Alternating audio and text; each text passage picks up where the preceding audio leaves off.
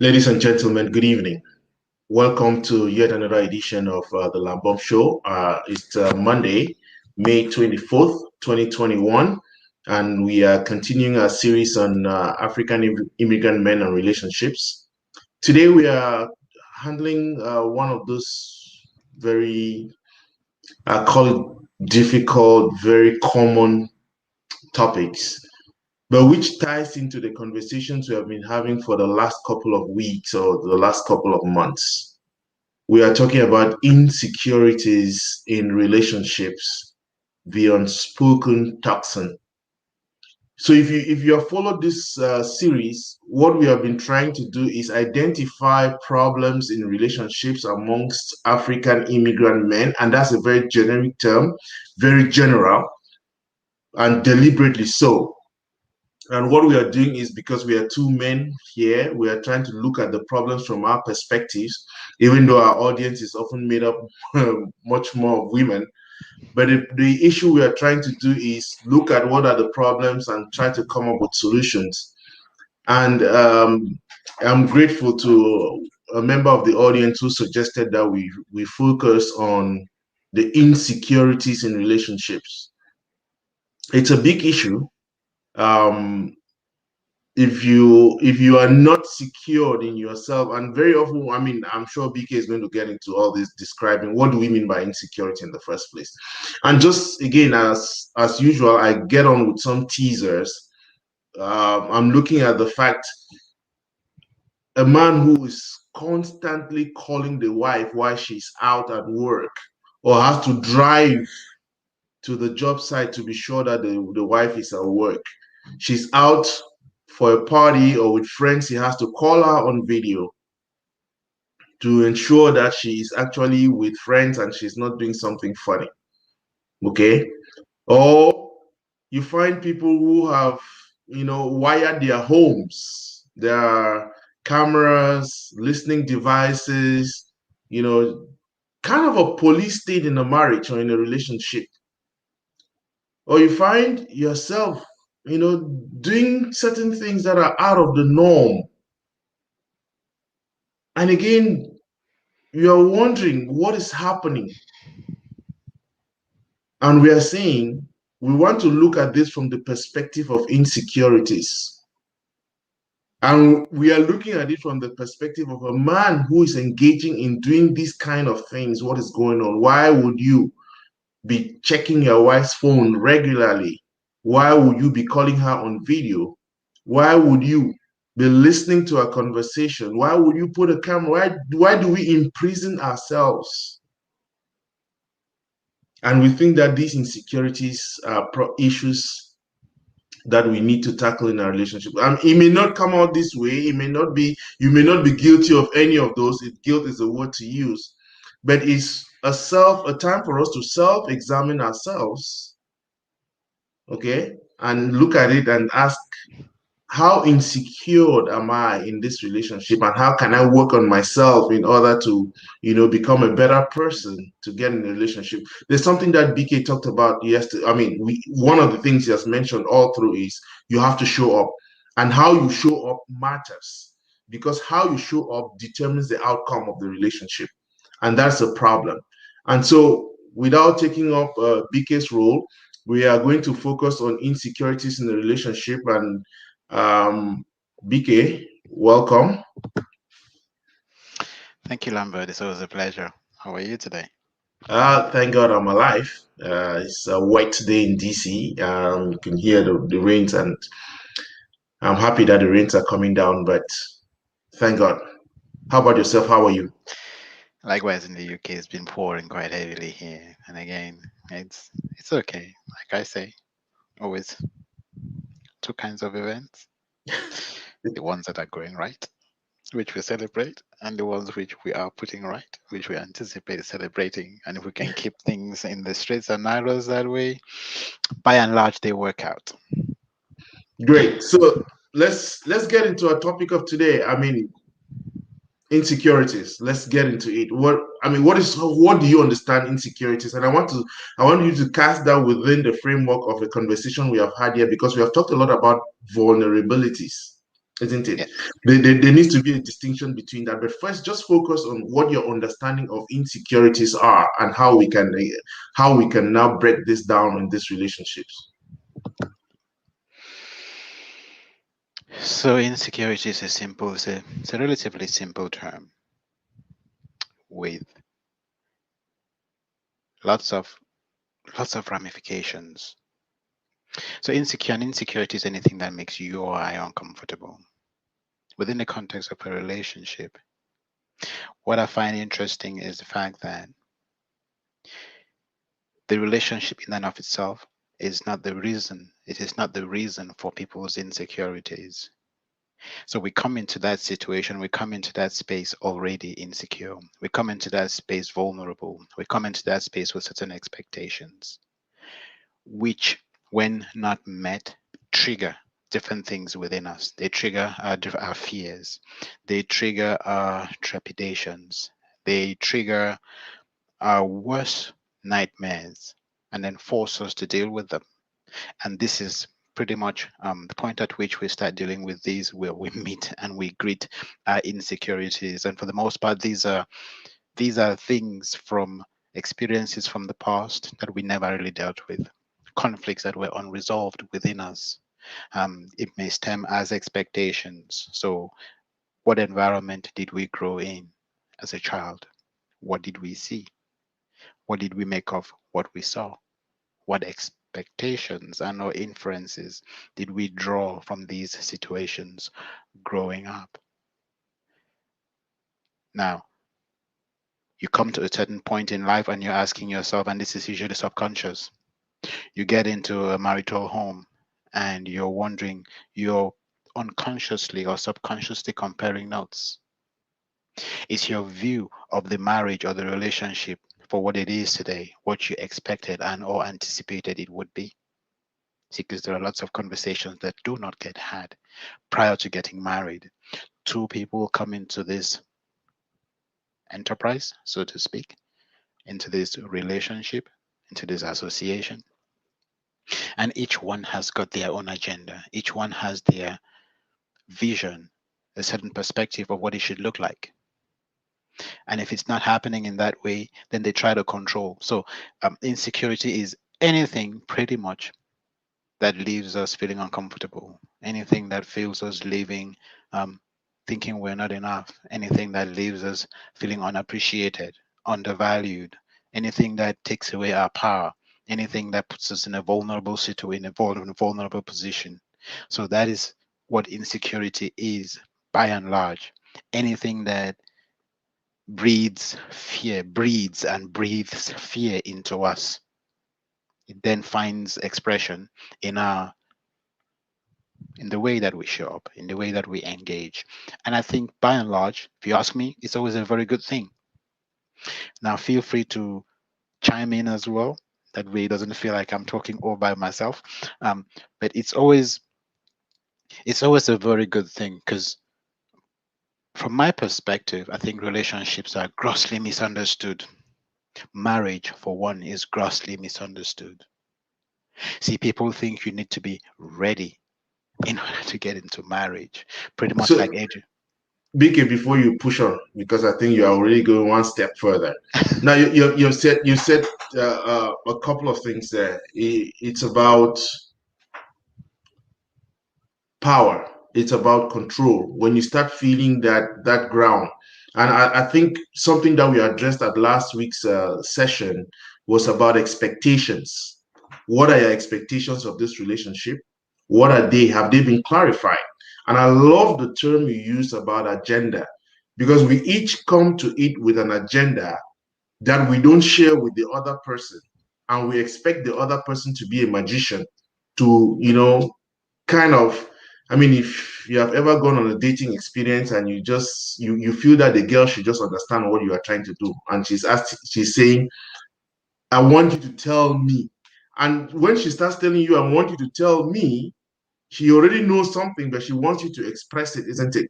And many a time you find people beating around the bush and not coming out cleanly as to what they want. And so we already have the foundation shaky, because the agenda what we each want, we have not expressed it fully. And I even wonder whether you can express it fully in that instance. I think it's an ongoing process. And because that has not been expressed, therefore, the recipe for the problems, you're already defining it.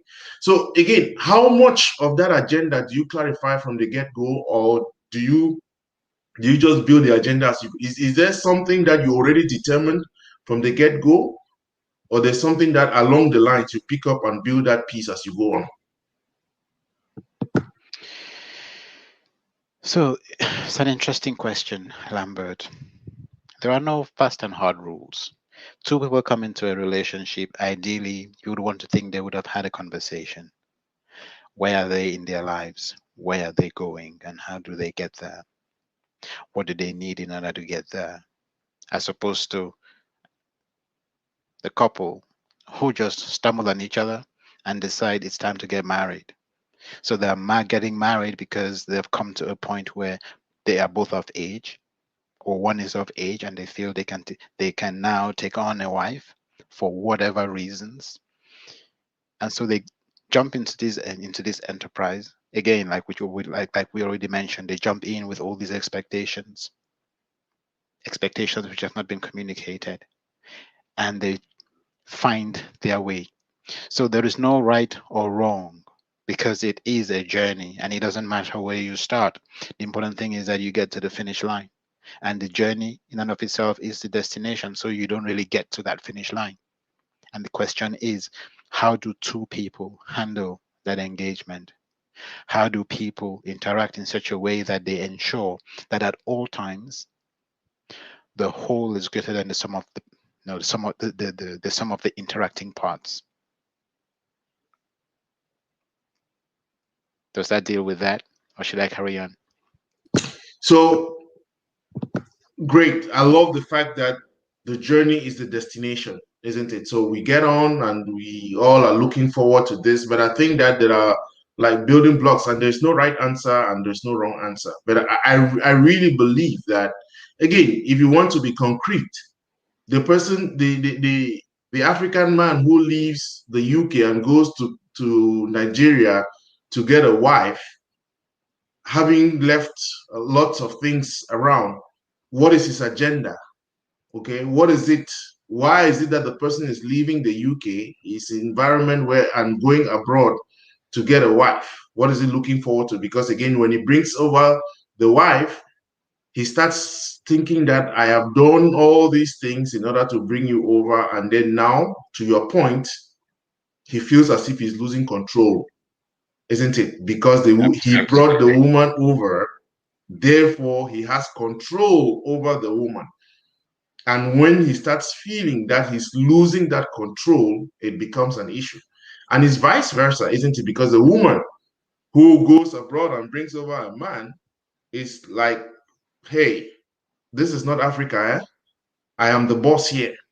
And if you're not going to listen to all that I'm telling you, it becomes an issue. So either ways, it becomes a problem just because the agenda has not been clarified, and it becomes a power struggle. Okay, so the insecurity here, then we are talking about in most instances, is an issue of, because the agenda was not clarified, power becomes kind of, hey, who is in charge here?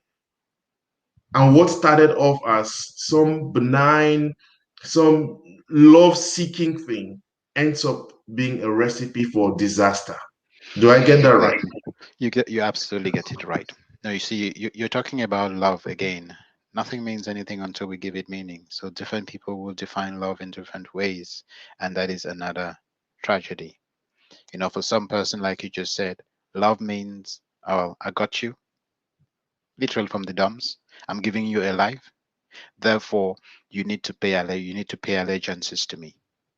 You need to be at my beck and call. Your job is to ensure that I'm happy. And if you get into any relationship with a mindset such as that, it becomes a recipe for disaster. It doesn't help that when we go, say, back home in order to look for a spouse, someone to spend the rest of our lives with, it's an uneven playing field.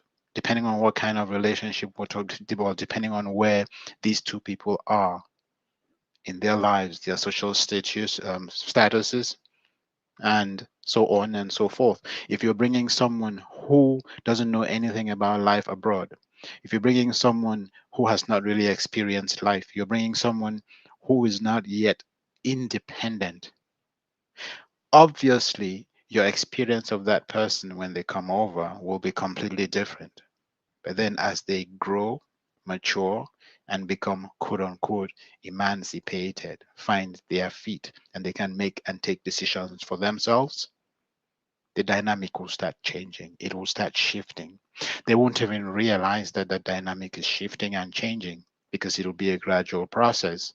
To them, they are growing, but to the man, something is changing and he's not getting the respect, that respect in quotes, of course. And sometimes it's the other way around as well. So it's not necessarily the man, sometimes it could be the woman as well. So things start changing. And when things start changing, we give meanings or different meanings to whatever it is that we see. And if it poses as a threat, someone who did not used to talk back starts talking back, obviously, because they're feeling more comfortable in themselves. They're feeling more confident in who they are, and they feel like they can, should, and must contribute. But if this was not, if this attribute is something strange, if it's a strange variable within the relationship, then initially it is not welcome. It gets fought. Why? Because the, in this case, say the man, feels he's being threatened. He feels the woman is trying to, quote unquote, wear the trousers. She's trying to be the man. By and large, that does not mean a whole lot. And so, moving on from here, I'd like us to talk about what relationships really are.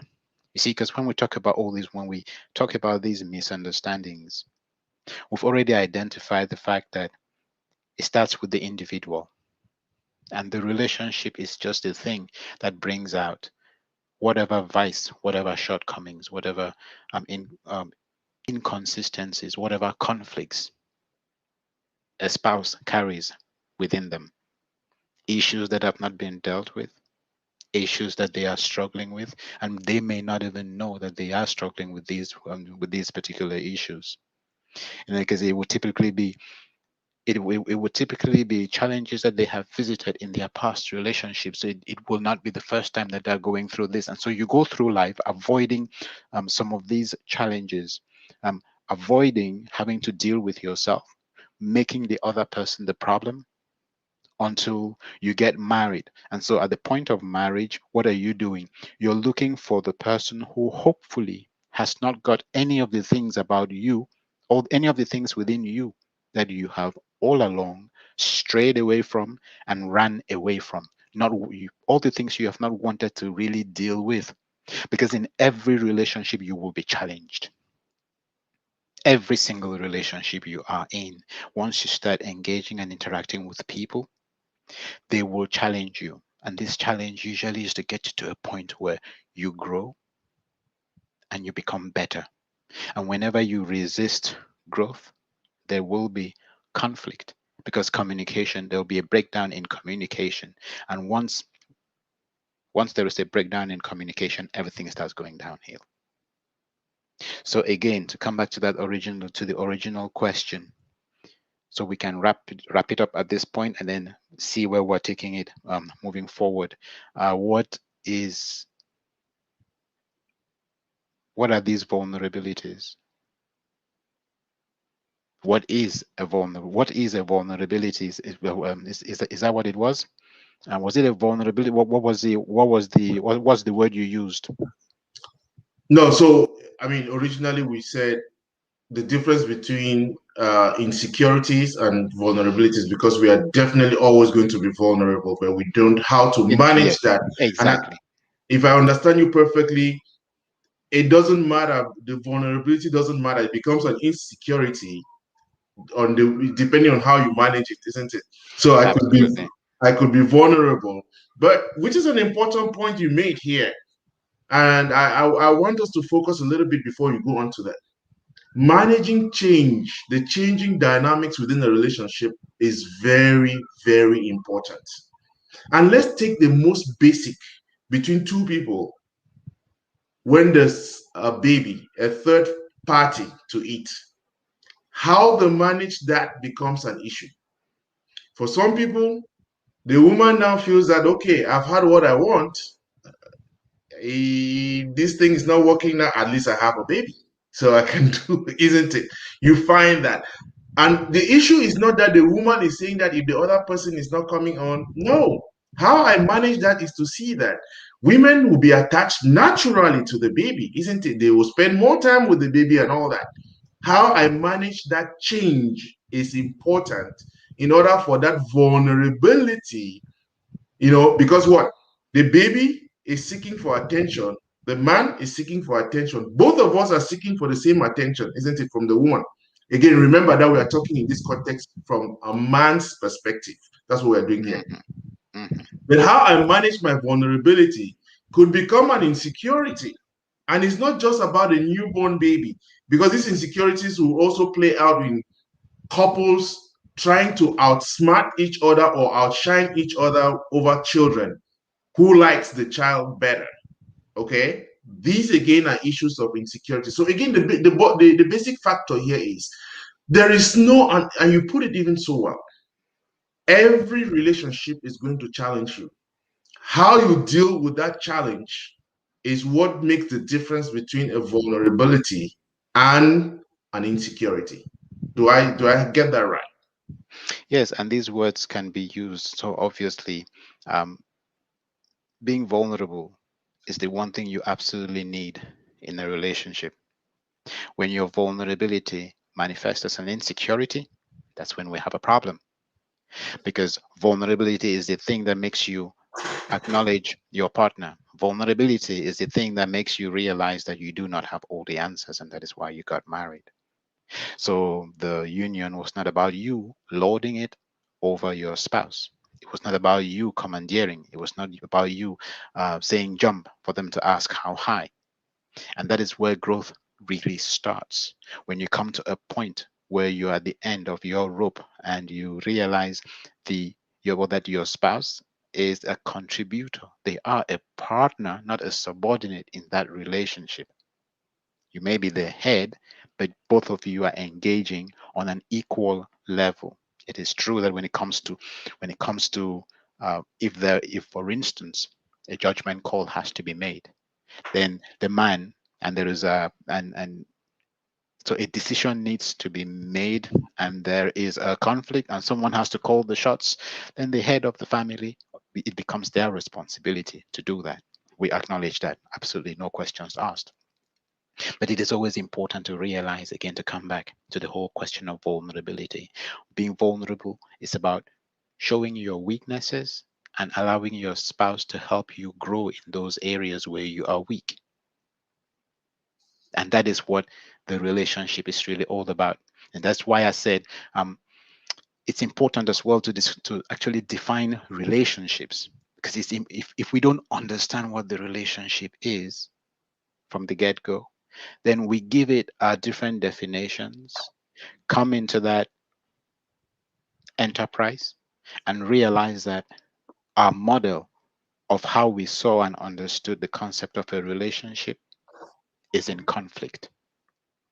Now, that in and of itself is not a bad thing either, as long as two people have got the intention to work things through. The challenge is it's not always the case. So sometimes you have people who are stuck in their ways, and it's either going to be their way or the highway. And that's where we usually typically have a problem, where I'm using you as an outlet for all the grievances I have had with women in the past. Or you, the woman, you are using your man as an outlet for all the grievances you have had with men in the past, because we will become triggers to each other. And this is something that we equally have to take into consideration and be aware of. So it starts with understanding what the relationship is, what the tenets of that relationship are, what the building blocks of our relationship will be based on where we are going. So If we've not defined where we're going, there will be, it's not a question of, I mean, there will be problems that could literally rip us apart. So again, just before we get into that, that's the second time I'm saying it to the definition of relationships. There's something you just mentioned that, you know, showing your weaknesses so that the other person can help you grow. But generally, when we discover the other's weaknesses, we try to exploit them. It seems as if you have just had a trump card on which to use to, every time you now have a problem, say, look at this one who cannot even do this, who cannot do that, isn't it?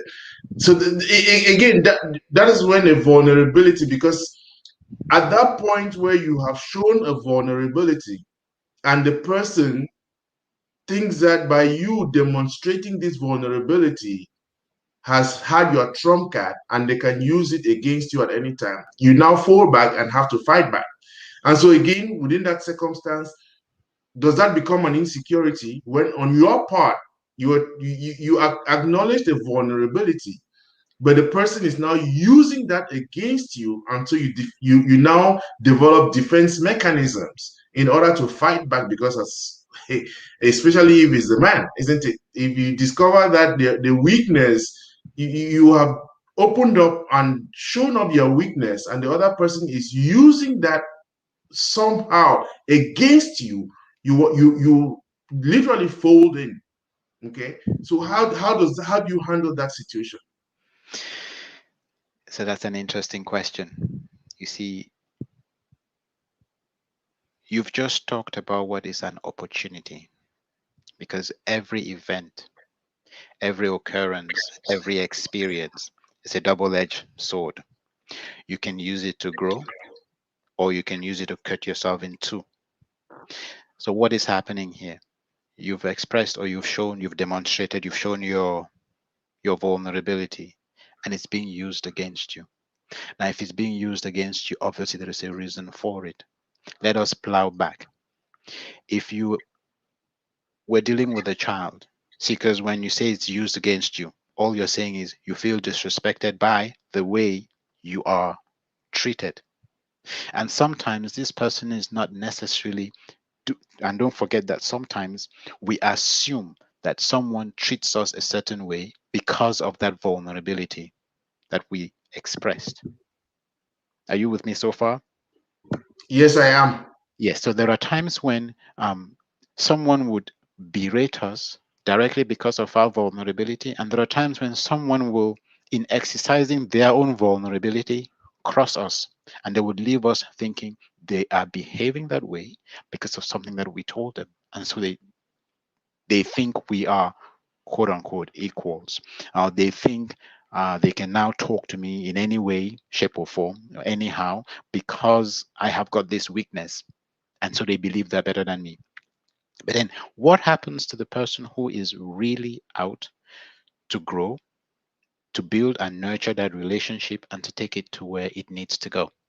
You see, because at all times, somebody has to be the adult.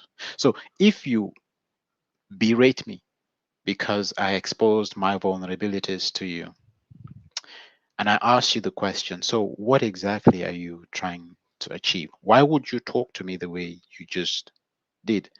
I'm curious. I just want to understand. Now, if I told you this, it's because I wanted us to grow together. I thought you were the person, the one person on this planet I could trust to grow with. This is something I can handle and I will handle, because my intention is to grow. My intention is to become enlightened and eventually to self-actualize. So when I bring these things for us to talk about them, it is so that we can mutually grow and it can be beneficial to the relationship. So what is it that makes you engage or react this way, where I would be expecting a response? Is there something else that is bothering you that you would like us to talk about? Because again, it's very easy for us to have this conversation in isolation, but nothing happens in isolation. So if someone is using our shortcomings or our weaknesses against us, surely we must have given them reason to do so. And then the question is, are we man enough to actually go there and deal with them first, help them grow, lift them from where they are, from their darkness, shine a light so they too can realize that whatever it is we did was not with an intent to hurt. It was with an intent to grow or to elevate or to educate and empower. So while I agree with you, BK, the danger is to think that the other person also has the capacity to handle the vulnerability that you might just have shocked somebody with their vulnerability to a point where the person is regretting that they ever got into a relationship just because I don't think I can handle this anymore, isn't it? I mean, that's a hypothetical, by the Yeah. way. Yeah. So again, the capacity for the other person to handle the vulnerability depends on the kind of vulnerability that is. That's presumed, isn't it? But all we are saying here is at, at the ordinary level, for a person to put to exploit a vulnerability of their partner is because the partner has given them reason to be able to do that. So we are no longer at the normal, ordinary, isn't it? We are presuming that it's not an ordinary situation. Hmm. Okay. And then you can deal with it and ask the person that, hey, this is something that, I didn't expect you to take it that way. What is happening and all that. Have the conversation. That's what you seem to be insinuating, to be proposing. Hmm. Let's get back because again, I think you wanted us to unpack this and talk about a relationship. Get to the roots then. What is it about? What is a relationship? What do you consider a relationship? Because we have talked a lot about relationships throughout, but I don't think we are really gone deep into it. Yeah. So I see a relationship as an enterprise that forces two people, and I like these two words, that forces two people to become enlightened. And enlightenment is a state of mind. Enlightenment is a place from which you you make a conscious decision to engage in a positive way. If you were to join a conversation, you will leave that conversation richer than you met it, and you will leave the conversation more empowered, more resourceful than when you got in. Now, that will be a manifestation of that enlightenment, which is self-actualization. And so, when you get married to someone, what you are saying is, in effect, this is the person who will be my teacher until the day I die. This is the person who will help me grow. This is the one who will help me mature. This is the one who will be in my space at all times, in the good times and in the bad times. This is the one person I will afford the luxury of being vulnerable with. And so once we hit an impasse, once we get to a place where that is not happening, then it's not a relationship anymore in the strict sense, in that positive sense of the word. It remains a relationship, obviously, because nothing says that the relationship is supposed to run smoothly. Nothing says that there shouldn't be any bottlenecks or stumbling blocks. These are things you will always have in a relationship. The question is always, when life throws these curveballs at you in your relationship, how do you deal with them? Do you see them as opportunities for growth, or do you see them as opportunities for control? And those are the questions that we then need to be answering. So, in a relationship, and we're talking about marriage between a man and a woman, it is two people who decide to grow together, to discover who they are, maximize their full potential, and eventually get to fulfill what their calling is, find their purpose, and live that purpose. That is what the relationship is. Now, why do you need somebody? Why can't you do it all by yourself? It's interesting because you are nobody until you start engaging with someone. People will always bring out the things about you that you cannot handle, the things about you that you cannot deal with. People will bring out your strengths, people will bring out your weaknesses. but there is one common denominator. People have to show up. You have to engage. You have to relate. Now, for someone who's single, you can go out and engage with the world. You're on your best behavior. You do the best, do your utmost best to be who you are, who you are not. Fake it until you make it. You present this personality, this social construct that represents you, and you are for people what you would like for them to see and understand you to be, and it's not necessarily, and that does not necessarily reflect your identity. And that is not growing in any way, shape, or form because there's this conflict within you. And as long as you live in conflict, as long as you're conflicted, you predispose yourself to stress, duress, and distress, which is the onset of disease. That's how all disease begins. So what you're living out there is not who you are deep within. And you only do it because you want to get what it is you're getting. So you start realizing that there's going to be a limit to your growth.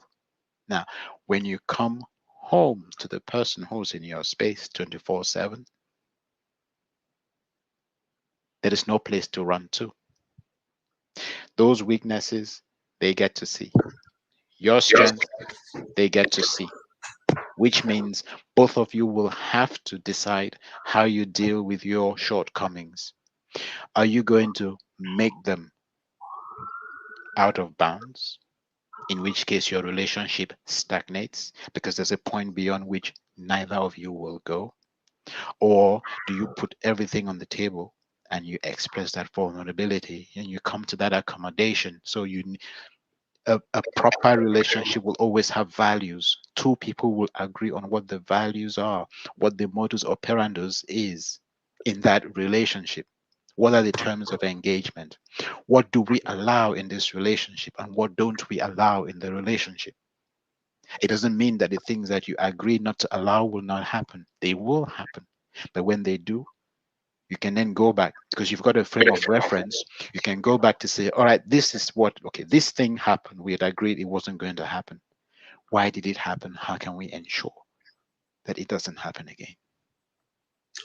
I love that last portion, but before we get into that last portion, you said something about relationships here, and you talked about two persons who want to grow. And I love the term enterprise. I mean, it has an economic connotation, but is quite important for people to seek to understand when you describe a relationship as an enterprise, what that means. Okay, so it takes two persons, they want to grow, they want to discover, it's important. Discover, maximize each other's potential and their full purpose. And you just summed it up by talking about rules of engagement. I don't think that, I mean, I'm not a relationship expert, claim to know anything about these. But I believe that part of that failure, part of these insecurities come as a result of us not setting down the rules of engagement. It is a presumption, and you see it so beautifully. What what are the values we allow? What we do not allow, and it's not as if those things are not going to happen. But when they happen, how do we treat them? And I think that's the issue. That with most of these things, people presume that you should know. After all, you are older than me. Why don't you know it? Isn't it? You should know these things. How are you pretending not to know it? You should know them. But then what happens when having set the ground rules, you start breaking them and they remind you constantly?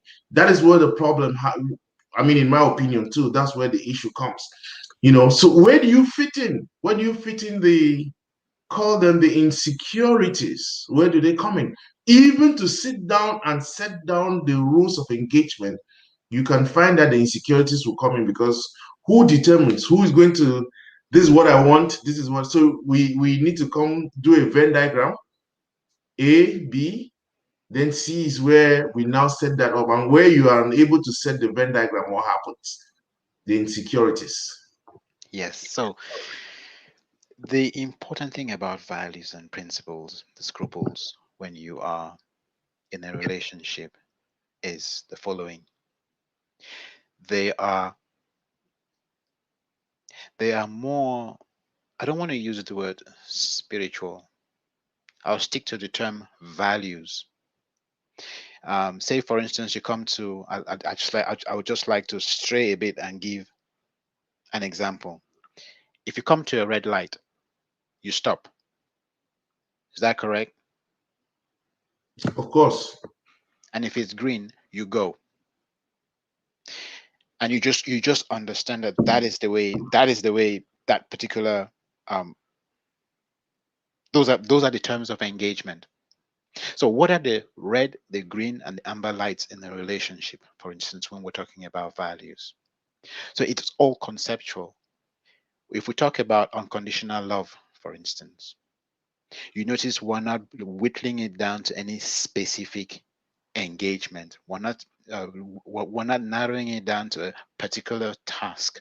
You don't go out at night. No. When we start doing things like that, when we start saying things like that, it becomes difficult to have a, to have any rules or to have any principles or values that are actually what's the word, that are, that are not fictitious. Or you don't talk to your exes, or you don't do X or Y with your family. You realize that if we start going down that route, it becomes sensitive, it becomes too personal, and it becomes difficult to have that conversation. Why? See, because if I'm insisting, if you say I shouldn't talk to my exes, and I'm insisting that no, but hey, talking to my exes really shouldn't be a problem. Why should that be a problem? It almost sounds as if I've got some unfinished business with my exes. So you see how that already is a problem. So you don't talk about people. No, we leave it at the level of values. We leave it at the level of principles that are generic, like gravity. So let's talk about practical examples here. Unconditional love. It means it doesn't matter what you do. I will love you regardless of what you do. Unconditional love. We will deal with whatever it is that shows up. So I'm not judging you for anything that you've done. And whenever I do that, then we need to go through some kind of self examination. And whosoever does it, we look at why they did it, what it is that pushed them into doing that. It does help, of course, if the couple believe in spirituality, if they believe in God, if they believe in a deity, a higher force, because any denomination that you go to, if you, as long as you believe in that higher deity, is usually about love. So if you're a Christian, then Christian values. If you're a Muslim, then again Muslim values, which all come down to the basic tenets of love, love one another. So moving on from there, if you have a second, and we actually talked about this last week. So second value system, you discuss everything, as in nothing is taboo. Is it your exes? Of course, you discuss them. Is it, bring up some taboo subject? Is it depression? You discuss them. Is it masturbation? You discuss it. If one or both of you struggle in that area, that is what I mean by you discuss sacred things. And then, obviously, the last one, you push each other to grow, which we already said that's what a relationship is pretty much based on. Two people who come together to become enlightened, to grow, become enlightened, and eventually to self actualize. And they do that in partnership. So, how are you going to do that in partnership if you cannot be each other's accountability partner? And you will notice that in the African setup, again, this third option is very hard because you have more of a power dynamic, more of a power play. One person is the boss and the other one is the follower. And so you're not going to have the boss discussing, or you're not going to have a boss who's willing to allow them to be pushed to grow. They feel challenged and they want to put the other person in their place. So I think Bernard may have a different take. I think we may be misdirecting ourselves here in how we are approaching this topic. The first question we need to answer is, what is marriage? What type of marriage was contracted? Is it a customary, civil, or Christian marriage? As that we define the duties and responsibilities in the contract. Vulnerabilities in a marriage. Vulnerabilities come to the fore when one party or the other is not observing the terms of the contract. Defining vulnerabilities in a marriage in terms of petty jealousies is to miss the very purpose. I mean, I don't know. Maybe let me leave it to you. Can What do you you bring? think? Yes, let's bring it up again. By the way, Bernard, thank you so much for that. Um, Thank you so much for that question. Thank you so much for that observation. Let's pick it apart. So Bernard believes that we may be misdirecting ourselves here in how we are approaching the topic. So the first question we need to answer is, what is marriage? Okay. What type of marriage was contracted? Is it customary? Is it civil? Is it Christian? And the ultimate question you want to ask yourself, Bennett, is ultimately in a marriage, what are we looking for? Do we agree that when two people come together, the overarching aim of that coming together is for them to grow, mutual growth? It's a bit hard to have this conversation. It'll be great actually to have Bernard on the panel so we could have a conversation, because when we start defining a customary marriage, what would be the tenets of a customary marriage, and how will they differ from a civil partnership, and how do these then differ from a Christian marriage? Um, we always talk about words not having any meaning until we give them meaning.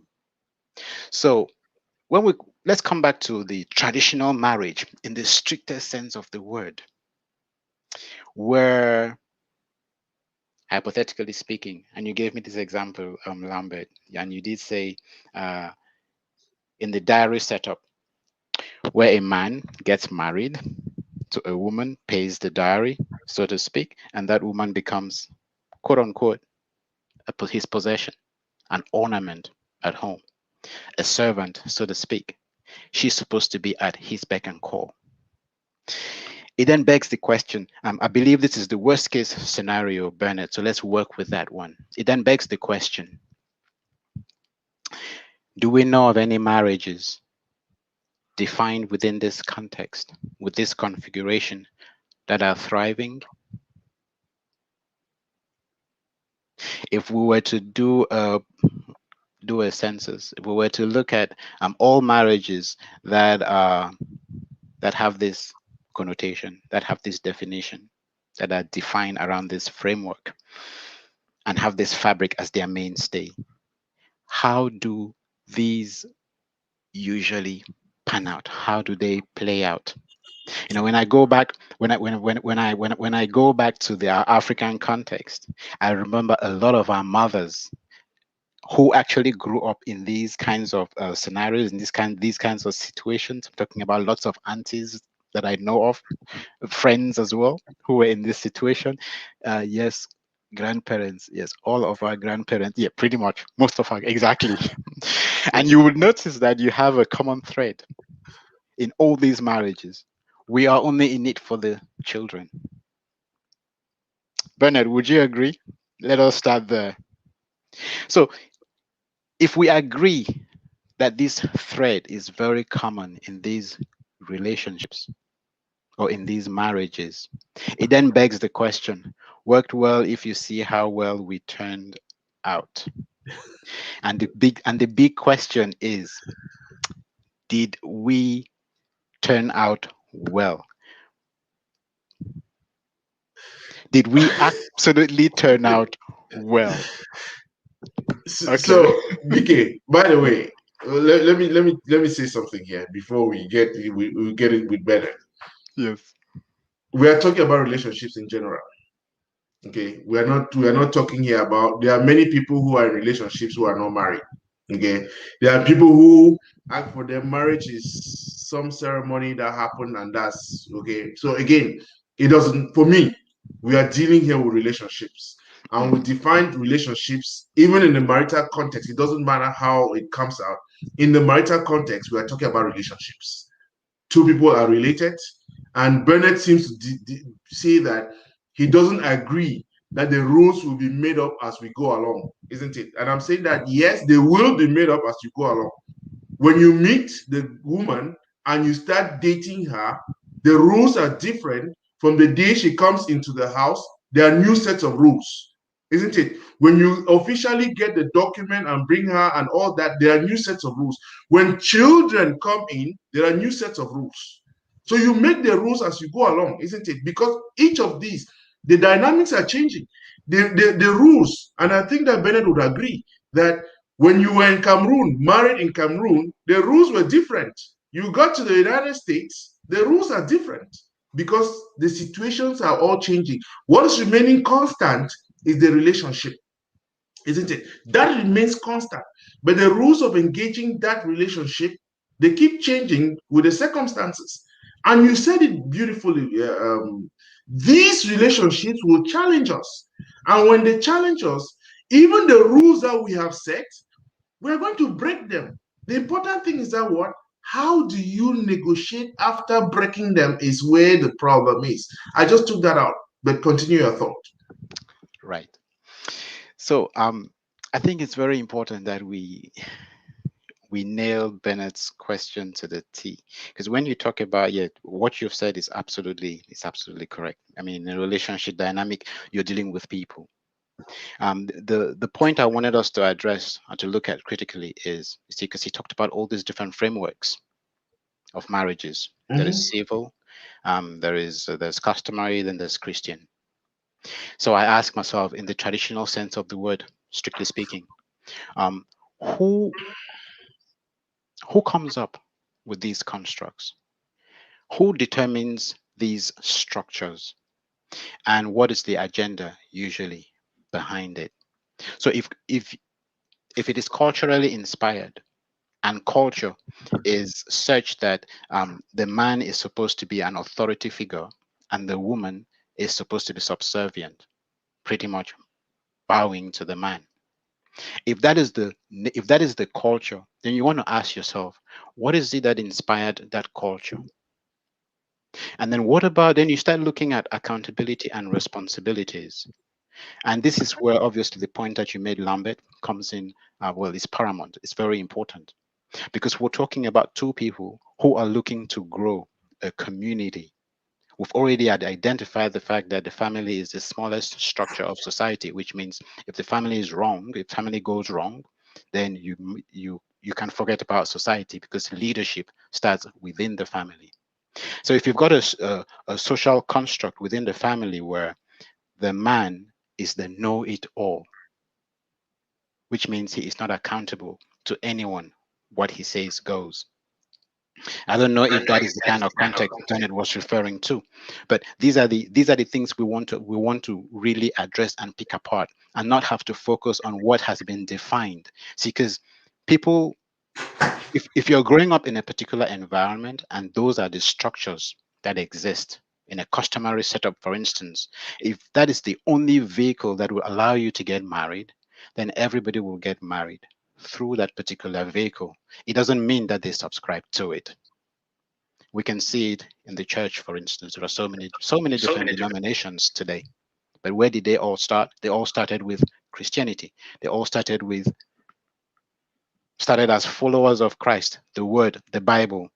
But then you have people doing their very best to follow these principles, to follow these rules, the teachings of Christ, so to speak, Christianity, yet they can't all agree on how to go about it. So you realize that when people start engaging, the rules are great as guidelines, but you must have accountability and responsibility. So two people will have to be responsible for themselves and accountable to each other. And that is what makes a proper relationship. And you use whatever societal constructs as guidelines to ensure that the fabric of that relationship is solid, to ensure that its dynamism is healthy. And that is what customs are usually there for. And customs and traditions to ensure some kind of harmony. Now, if you're living, if you're coming from a patriarchic type situation or scenario, then I'm sure you'd agree with me that it will be slightly skewed in favor of the man. And any relationship that favors one partner over the other is by and large a recipe for disaster. And these are the things we need to start guiding and guarding against. Understanding that society as we have it, its tenets, the fabric, the mores, values, ethos are all there for one reason: to preserve a certain status quo. And ideally, at its highest level, it is to preserve harmony. So it defines terms and engagement or terms of engagement in such a way that all parties involved can grow, become enlightened, and self-actualize.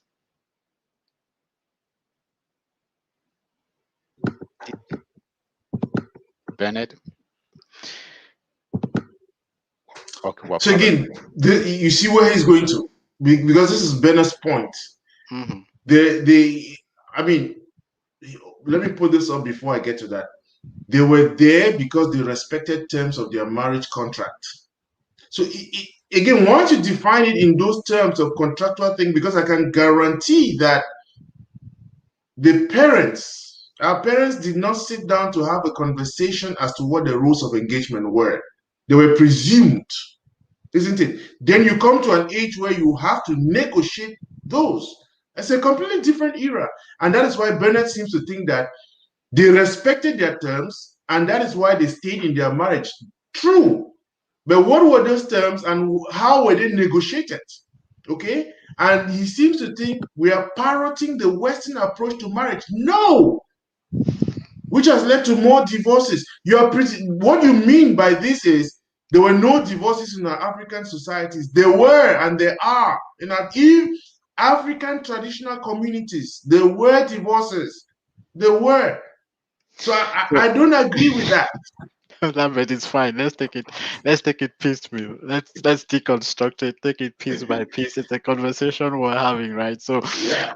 Bennett says we're parroting the Western approach to marriage, which has led to more divorces. And as far as the statistics go, I do not have numbers. Now, what I know is that a successful marriage is not based on two people staying together. A successful marriage is not defined by the absence of divorce. It is defined by the harmony within that enterprise, within that home, and the ability of those who are part of that home to grow in a way that they actually self actualize, grow in a way that they come out healthy and they themselves can get into healthy relationships with strong values. So, those are the things I would be looking at. And I would like, can you go back to Bennett's very first statement, the one before this one? Is that the long one that I posted before? No, no, there was one before this one. Okay, give me 1 second. And while, yeah, what did he say here? Speak in terms of their marriage contract. Yes, and this is part of the question, Bernard. When we say people respected terms of their marriage contract, I would like to assume you make this statement because, of course, you assume because there were no divorces, they respected the terms of their marriage contracts. Now, was this respect based on the fact that they stayed within the contract but disagreed, and one person was literally the walking dead? Or is it because these people thrived in that relationship? You see, because don't forget again, Bernard, um,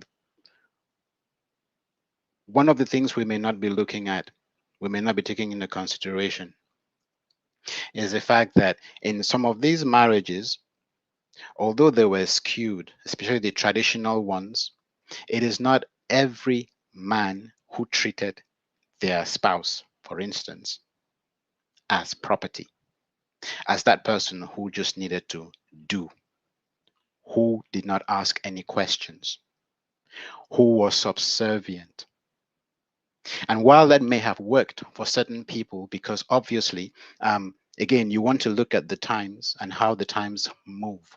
If you've got a couple where one person is the breadwinner and the other person is a stay at home mother, for instance, it is very easy to define certain roles and responsibilities in a certain way, and there will be less friction than in a society where these two people, although they married through this particular, they came together through this particular vehicle, both have to go out and work.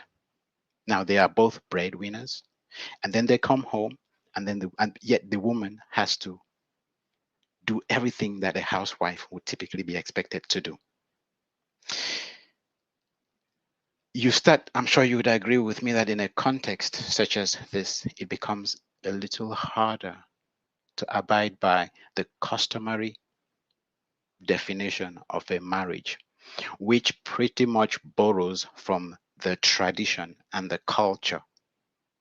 The man goes out and works, brings in the spoils. The woman stays at home and takes care of the home. She builds a home, she has kids, she raises them. In a construct such as this one, it is very easy for an understanding to be had.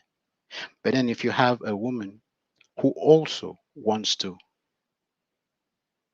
I don't want to use the word career, but who wants to grow, who wants to become enlightened, who wants to understand the world, who wants to self actualize, and it's not just all about the kids, then you realize this construct will phase out at some point. Because what happens when A, if there are no kids, B, the kids grow up and go out of the house and they start their own families? What then becomes of this woman? Worst case scenario, the man, God forbid, dies and she has to take over. So these are some of the things we do not look at when we fall back into these customary type relationships, which introduce caveats, they introduce bottlenecks that don't look at unforeseen contingencies. And that is where we may want to be careful how we choose to abide by some of these customary definitions of marriages and all relationships.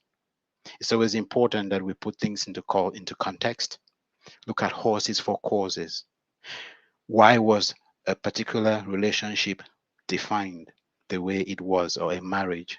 Why did it follow the construct that it was defined under? We need to look at that. Then we need to look at where we are, where the people involved are, and how they can. Go ahead, Lambert. So if you're just joining us, you're on the Lambom Show, and we are on our usual Monday conversations with Coach BK. We are dealing with insecurities in relationships, the unspoken toxin. And we have been going back and forth with Bernard, which is great. And I just want to say he came back and just said a couple of things. I object to that characterization of my grandmother's life. She was happy. My grandmother worked in the fields all day. That was work.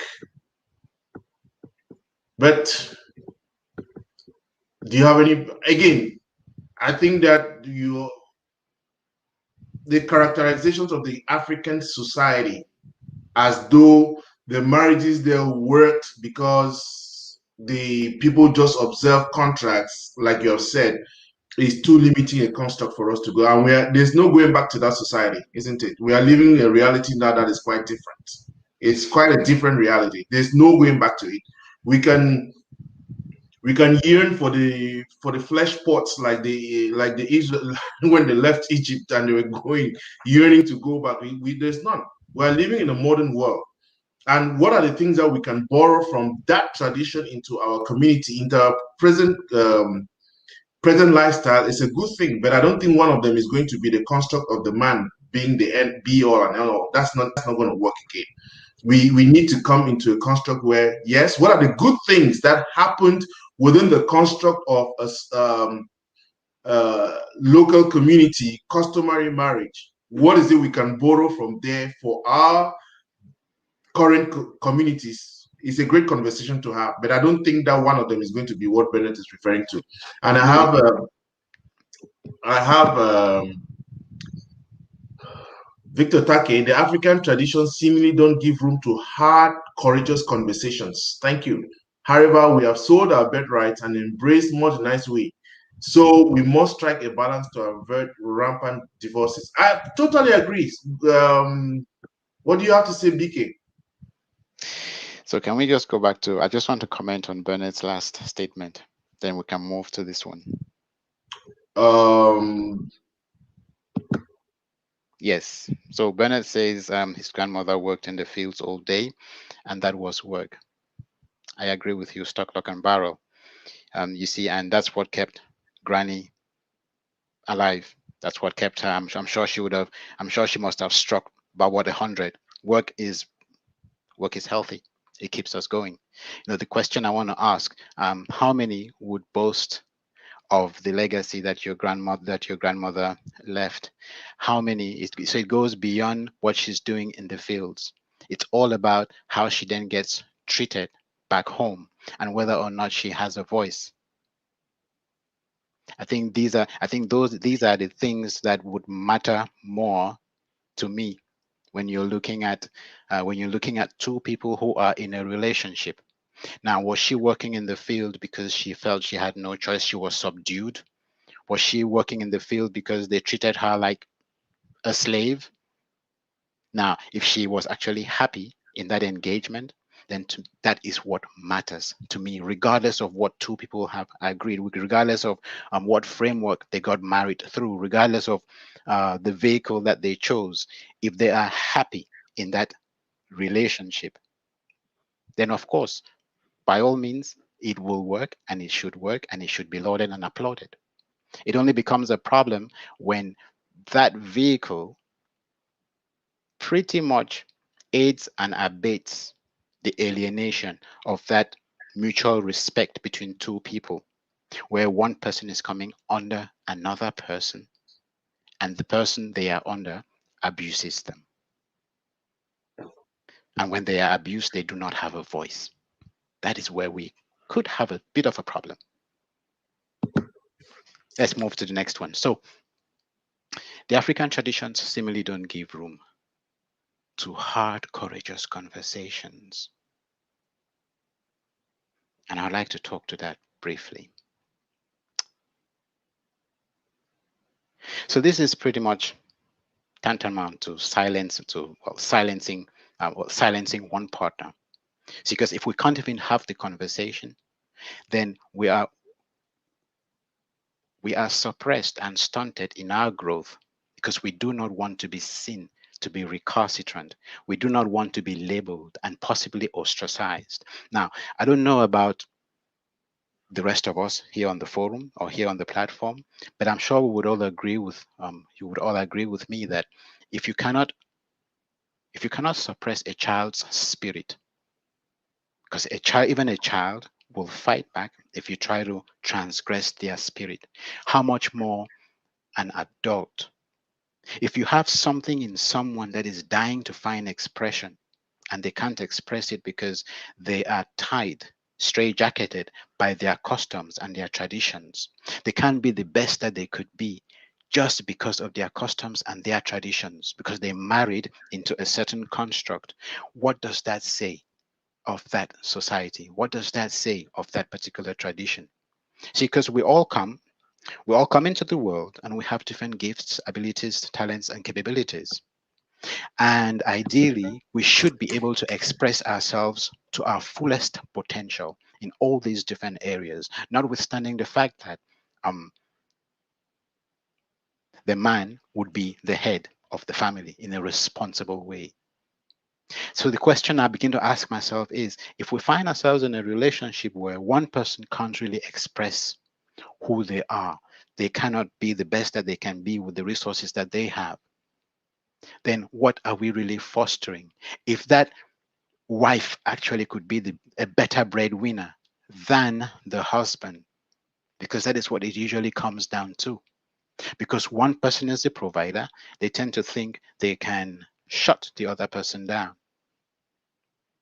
And I guess that is where we need to start looking at how we want to revisit our understanding of roles and responsibilities within a household, within the framework of marriage. Because if we get those wrong and we put the wrong person in the right place or the right person in the wrong place, again, that becomes a recipe for disaster. Because if that person is not performing the way they really ought to or could perform, well, if one person is not performing and the other person feels if they had been in that role, they would be able to do a much better job. Already you have a problem there and they can't even talk about it. Why? Because if they did, then the other one feels vulnerable and their insecurities kick in. And so it becomes a bedrock for conflict. So we then move on here to say, however, we have sold our birthrights and embraced modernized ways. I would like for us to give more context to this question, Victor. If you could give a little more context, what you mean by we have sold our birthrights and embraced modernized ways, that would be great. While we're waiting for Victor to come on, this is an original thing. We have been talking about insecurities, and Jude says insecurity is a textbook definition of a possessive partnership. Okay, which is that mentality again of the old school, isn't it? Possessive partnership. I'm even surprised with that alliteration there. I don't think there's a partnership there. It becomes mine. Like a friend told me, the wife now bears the man's name. So she has, after all, a rib from the man was taken and made, and the woman was made out. So it's now a part. She completely disappears. Where one person attempts to soothe his anxiety, usually a fear of abandonment, by controlling the space between him and his partner. So again, this is something that we find. I mean, can you speak to that again? It goes back to the insecurities. Yes. So if you just leave it on, you realize we're coming back to the same challenges, the same vices, the same vulnerabilities in the relationship. We're coming back to the fact that when two people come together, they will be challenged to grow. And as we know, women prioritize one thing in a relationship because whatever we do, let me just backtrack a bit. Any behavior that is exhibited in a relationship usually has positive intent. Now, this positive intent can be met in positive ways, it can be met in negative ways. And what is this positive intent? Provide, prevent. Um, so there's provision, there's preventing, and there's a third one which I can't remember. But then we're all looking to meet specific needs, and for men, it is usually a need to feel significant. So we want to know that we're valued. We want to know that we are appreciated, and this significance comes obviously from contributing. Now, for a man who contributes, he's usually typically secure in himself. But once he feels like he is not contributing, once he feels like he is not valued, he then feels disrespected. And that is where control kicks in. When a man feels like he is being disrespected, and respect is another interesting term because we define it in so many different ways. Again, we hide behind the term disrespect when we're really talking about our insecurities. So we don't come across as we don't as if we do not come across like we do not know, we don't know what it is that we are doing. So when we look at, so what Jude just said here captures that very well, extremely well, that controlling behavior. Now, the fear of abandonment, you would realize that for men, if they don't feel respected, they can neither love nor receive love. See, because in the man's in the man's head, he's thinking, oh well, um, if this woman doesn't respect me, how can she love me? But we do not realize that for women, when women actually go out, when they reach out to help us grow, the intention is they want us to be the very best that they can be, they want us to be the very best that we can be with the resources that we have. So your wife looks at you and she sees potential and she wants to foster that potential and make the best of it. But to the man, all he sees is he's being corrected. And so he feels threatened by that correction, almost like the woman or the spouse is trying to take control, wants to wear the trousers. And that is where we usually start having these kinds of problems. Now, for women, the priority in a woman's relationship usually is love and connection. So whatever it is they do is to love and to connect. And if they can't get to that place where they connect with their spouse, then they feel rejected. They don't feel appreciated. And of course, they will try even harder. And then it comes out in so many different ways. But then the more they push in desperation, the more the man feels disrespected. And then we come to what Jude just said, this insecurity, which is a textbook definition of a possessive partnership. Now, when a man feels disrespected, feels like he's lost control, the only way he can regain that control is to try to control the people around him, the circumstances around him, and the environment around him. And obviously, as we know, you cannot control people, you cannot control circumstances, you can only control yourself. Once you lose self-control, you lose it all. And that is where we come into this. We slowly descend to this place of, as Jude says, fear of abandonment, and which is more fear of not being worthy, obviously, which will lead to abandonment. So, Jude, again, you are right on the money there. And you end up trying to control your space, control the space between you and your partner. So, Jude is right on the money. Um, can we go back to, was it Victor, to see Yes. if he came back? So yes. So Victor says, there you have it. So, we are no more truly African like 50 years ago. Once marriages are guided by laws and we sign, we must abide by its codes in the society we live.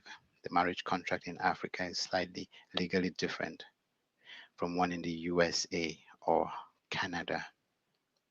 And if you don't mind, In Christendom, the roles are defined the Bible. So too does the native laws and customs. Western marriages tend to have ambiguity in roles of the parties, and that is part of the problem. Um, so when we say Western, can we just go briefly to Bernard and then come to Victor? So when we say Western, I mean I know that out west there are so many different flavors I don't even feel qualified to go into. You know, if we're talking about same-sex marriage, okay, that is one place that's one thing I do not understand. So I can't I will not even I will not talk around. I want to I will not I hope I will not venture down that route. It's obviously not something I understand or would encourage. So neither do I. So yes. So but then to come back to the whole question of relationships, when we say Western marriages tend to have ambiguity in roles, I see Western marriages as promoting mutual respect. So, Bernard, if you could just talk about, if you could just shed more light on what you mean by ambiguity in roles of the parties, that would be great. Because I understand Western marriages to be about respect. It is true that, okay, you have more divorces. People bail, not because the actual terms of engagement allows or encourages them to bail, rather because it is the nature of the society. When we look at the stress tolls out here, when we look at life by and large out here, there is no community. And so, if there's in the absence of community, tolerance levels are really, really, really low. People tend to have very short fuses. And with these short fuses, it is easier for things to go wrong. It's like if you're driving on a very busy road, very, very busy highway, you will tend to have more accidents, more fatalities than if that highway were not as busy. And so that's the way I tend to look at it. And you would realize that this whole scenario, this whole situation is something that comes with civilization, well, development, in quotes, so to speak. So who's the head of the family in the Western marriage? Well, if it is a Christian marriage, then it is the man, because obviously Christianity doesn't change regardless of where we are. Christianity would typically not change unless you see it differently. So the role of the or the head of the family in a Western marriage will typically be a man. Unless So so Bernard, feel free to chime in if you no, no. see it So differently. sorry. So what does it mean to when you say the head? Because again, it's not about the term; it's about the role, isn't it? What is the role? Exactly. What is the role? What do you mean by the head? So what we should be asking ourselves is the head of the family in a Western marriage. What is their role, and how is that different from the head of the family in an African society and their role? Because we're talking here about roles, isn't it? It doesn't. It's and I hope that Bennett comes back. But I think that what we're talking about here is, you know, I don't think that these insecurities come just because people don't understand what their roles are. Perfectly correct, but I think from the get-go, it is as a result of us, one, not laying the rules of engagement. And having laid down the rules of engagement, people are not adapting people are not adapting to the changes that are coming as a result of the dynamics in the family. That's what I think the problem is. And again, Ben, while we're waiting, Jude says BK nailed it. He's right. You can only control yourself. X, perfect. A man who monitors every step of his partner has little interest in how his partner feels about the pressure he puts on his partner to respond even when she's busy, about his dictating the parameters of the relationship because he places a higher value on his safety than he does on hers. What eludes this creepy fellow is the fact that the safety he believes he's creating for himself is an illusion. The kind of safety he seeks cannot be guaranteed. So before you, yeah, Karen is here. The she's man been is the here. I head. just did not. However, that doesn't mean he can control. He is to love his wife. Absolutely. Lambert, Mhm. I know that Victor had something. If we could just go back and look at everybody's contribution and then so we can comment on everyone, that would be great. The ones who've not commented on, or maybe we start with Karen's and then go back, or we go to So the. remember, the trend would carry is response to Victor, isn't it? To Burnett. Okay, so we are no more truly African like 50 years ago. Our marriages are guided by So law we already dealt and with we this, isn't sign. it? Yeah, we must just a minute. We must abide by its codes in the society we live. The marriage contract in Africa is slightly legally different from the one in the US or Canada. So again, uh, can we just go back to that? I just want to make it. I just want to throw a comment here. I guess it's very easy for us to run away with certain impressions sometimes that may not necessarily reflect the reality on the ground. Because as far as the terms of marriages go, mutual respect and love is a common denominator. And I believe that anything else that is built around this construct is to ensure that there is this mutual love and respect, responsibility and accountability. So we are each responsible for what we do within the construct of a marriage, and we are each accountable to our partners, holding them to their own end of the bargain, ensure that they live up to their promises, that they live up to their roles, whatever these roles are. And if we agree to that, then I'm sure we would come to an accommodation and realize there's a common thread between all these marriages, regardless of where we are. Especially if we look at what the overarching aim behind a marriage is, which is to ensure that the family grows, every member within the family realizes their best potential, becomes a leader within their own rights. They are not subjugated, they are not controlled, they are not maimed, they're not used, they're not abused. So if we were to drop all these vehicles and look at what it is we expect of a marriage, regardless of where this marriage is, regardless of where it was consummated, if we whittle it down to society, see, accepting and acknowledging the family as the smallest unit of society, the family grows into the community into the nation, which is what society is really all about.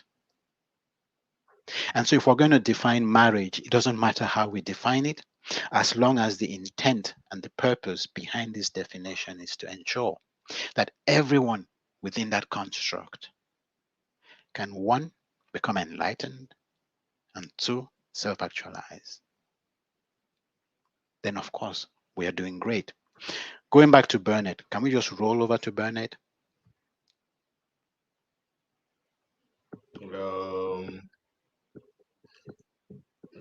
1 second.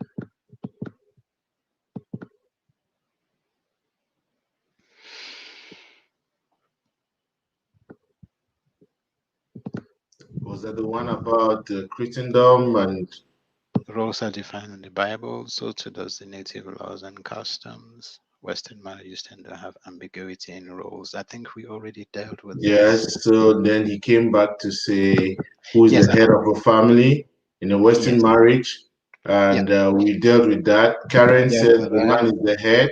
However, that doesn't mean he can control.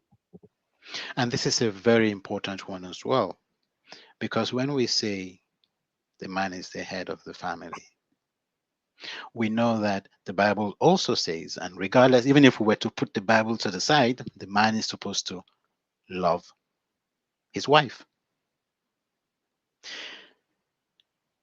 and the wife is supposed to submit to the husband. So the contract and all the terms of engagement are simple. To come back to you, Bernard, you realize it has nothing to do with roles here. It has nothing to do with anything whatsoever. It is the man is supposed to love his wife, and the wife submits to the husband. Now, it means if Karen here, for instance, is the breadwinner and a CEO, and she's gifted when it comes to finances, then you would expect naturally that she would be the one to go out and be the breadwinner. And if the man is better with the kids and he just has a nag for the home, he loves kids, he wants to he's just amazing at converting a house to a home, because when you have a structure people live in usually starts as a house and then it becomes a home. Now if the man is better at that, I don't understand why we would, because of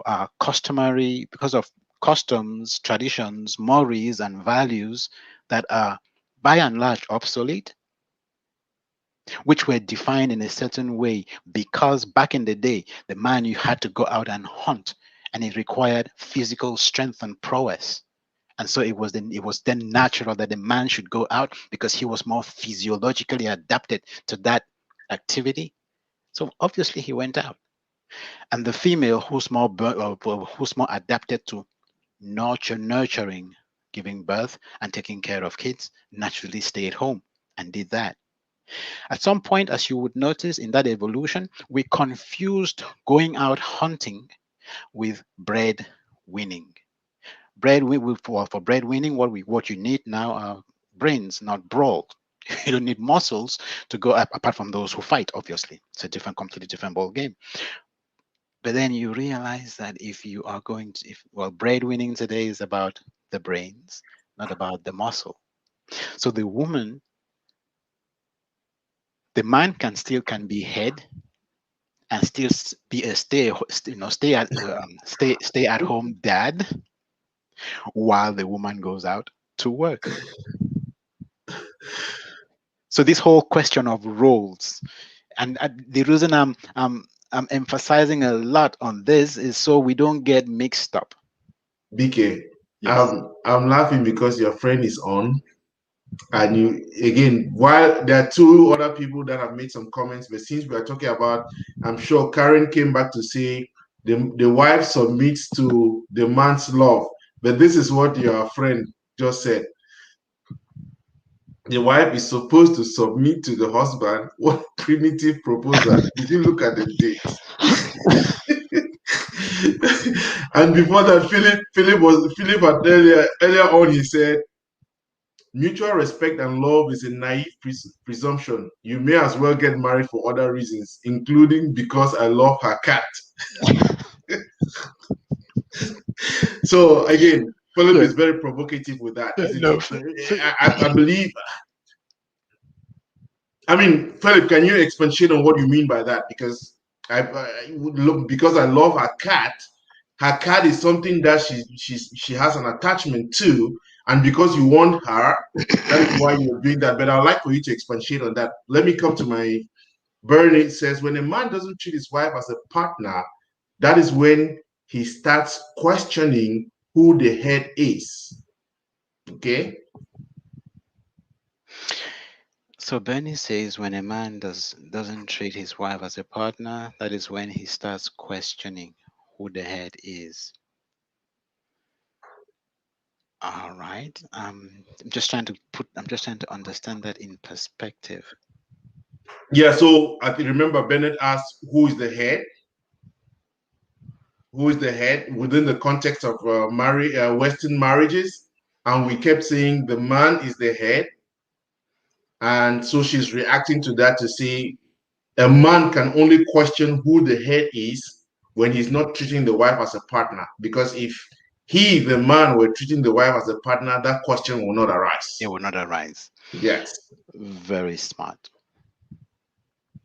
Very smart. Because he would have no reason to feel insecure.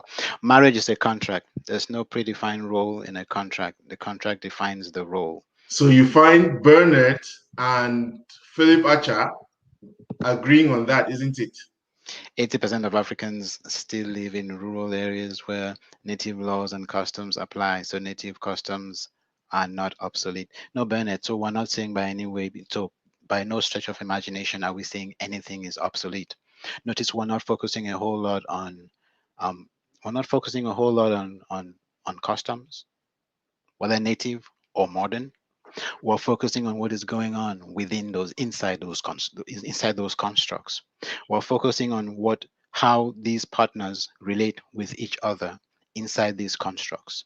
We're focusing on how each person is allowed to become the best that they can be with the resources that they have within these constructs. If anybody is stifled within that construct, and if the construct in and of itself facilitates this stifling, that's where we then start having a problem, because again we're dealing with so we're dealing with a nation, and it doesn't matter whether we're at the level of a village or whether we're at the level of a town or a city. We are dealing with a nation, and that nation is going to depend on its best resources. If we have a part of tradition or culture that stifles these natural resources from blossoming and becoming the best that they can be, then we have a problem. And I think that is what we're trying to highlight here. So, marriage in any context that stifles one partner or the other is a recipe for disaster because everybody loses. So Yeah, Philip says marriage is a contract. There's no predefined role in a contract. So, Philip, I agree with you again here. This absolutely, is, this is exactly what we were absolutely. saying. We're not bent on roles. So roles are a bit like placeholders. They're a bit like words. Words don't mean anything until we pump them with meaning and until we assign meaning to them. Marriage is pretty much the same thing. You've got a role. Anybody can fit any role at any point in time, depending on who has got what ability and what capability, and who is better or good at what point in time. And if we are sweeping, if we are sweeping, swatting, and jumping into these different roles based on where we are going as a family in one particular direction, that will build synergy, then there's no way we can go wrong. It only becomes a problem when we assign a role to a person because we think that particular role comes with certain fringe benefits and it's got a certain prestige to it. And then we give that role to the man. That's when we have a problem. And that's what we've been saying. That's pretty much what we've been saying all along. So Jane says, Jane agrees with what Philip says. I mean, the problem here is the role responsibility. Spouses are neither good at any breadwinning, kids, home care. So it gets tiring at some point. so again, at one end, you find that if we totally collapse, anybody can do everything. Okay, it doesn't. Again, there's a difference there. I mean, I hate to want to just say that the woman can become the man and the man can become the transgender and all that stuff. Let's get this correct. I think there are certain things that the man can do better, and there are certain things that the woman can do better. While all of us can do all these things in order to bring up the relationship, make it sustainable, there are certain things that can be done better by one party, depend not just by virtue of physiology, by virtue of environment and all that. There are certain things, okay, each of us should accept that there are things that, hey, that there are days that I mean, I'll be the one taking care of the kids, and I should be able to do that. There are days that you too. I will not say that it's your responsibility to take care of the kids, that you stay at home and take care of the kids, isn't it? Because the reality doesn't fit that. I guess that's what Jane is saying. Yep, which is pretty much what Phil said, which we totally agree with. So it's not the role that we're focusing on per se. Right. Okay, so divorce and poor interaction in a lot of cases is due to insecurity, which leads to disrespect and control. Rather than identify and deal with these insecurities, people would project on others. And that is an amazing expression. There's projection, there is deflection, and there is reflection. And I don't know if you were here at the beginning, Berenice. We we touched a tad on these. The fact that the insecurities we don't so let me choose my words carefully. So these are insecurities that we come into the marriage with. Our spouse has nothing to do with them. They did not cause them, they did not introduce them, they did not inject us with them. These are challenges that we brought literally into the marriage with us. Things we never really had an opportunity to deal with. No sooner do you get married than you have to create space within your space for someone else's space. And that's when rubber meets the road. You get to discover the true nature of who you are. You get to meet, greet, and embrace all your gremlins and all your demons. And that is what marriage is really all about. Your spouse is there to help you deal with these demons, to prune you, to grow you, to mature you, so you can be the best that you can be. Now, procreation is important because, again, like we said last week, it plays a very important role. Who are we by definition? At our very core, we are love. When we lose our identity, we become fear. So when we love, as in when we impersonate love, a number of things happen. We procreate, we can have kids, we create. If you start a business, for instance, with a partner or in partnership with somebody, and it is something that you love, you would notice that that business would thrive. So love creates, and we are co-creators with God for those who believe in a higher deity. This is where Phil will roll his eyes. I know. So love procreates, love creates, love gives, and love forgives. What do I mean by forgiving? So forgiving is let's deconstruct that word. If I stand for something, I am for liberty. I am for giving. Now, if all I do is give, it means I'm not giving because I want something back from you. I'm giving because I love you. So I give you Berenice because I love you and I want to see you be the best that you can be. Now, love is a very misunderstood concept because people misunderstand love with spoiling. Love means when you are going wrong, Berenice, I will tell you. I I will hold you accountable to who you to your best version of yourself. So while I will forgive you because I'm not looking at what it is you're doing that is wrong, but then if you're behaving in an untoward way, then I know you're coming from a place of fear. Why? You're trying to avoid pain, or you're already in pain and you want to avoid further pain. So that is what love does, and that is who we are. And we'll notice that when we fall in love, so falling in love is the first time, pretty much by and large, in life where we get to put someone else's needs above our own needs. As in, we would do anything for that person at our own expense just to see and put a smile on their faces. It gets deeper when we have a child. So you've got a child in the mix. That child does one of two things because a child, by nature, is the product of love. That child is going to demand love from its parents. So a child is so resource intensive that both of you will have to consummate the love that you had for each other. You will have to tap into that love to take care of that child. Why? The child will pee on you, puke on you, poo on you, cause you sleepless nights. And guess what?